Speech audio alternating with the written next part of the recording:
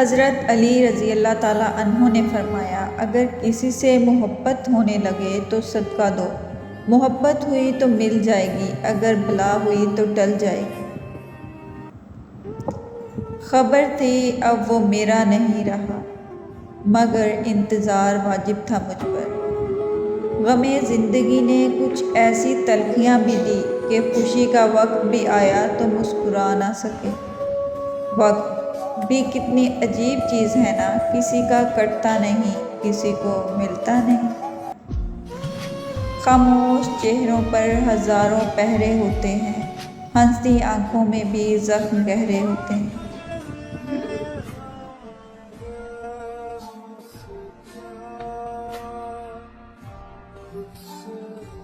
हज़ारों बातें खुद से ही कर लेती हूँ, सबसे खुलकर बोलना छोड़ दिया मैंने। लोग बदलते नहीं हैं, बस इनकी ज़िंदगी में हमसे बेहतर मिल जाते हैं। वो मौजों का बादशाह है, जब चाहे हालात बदल सकता है।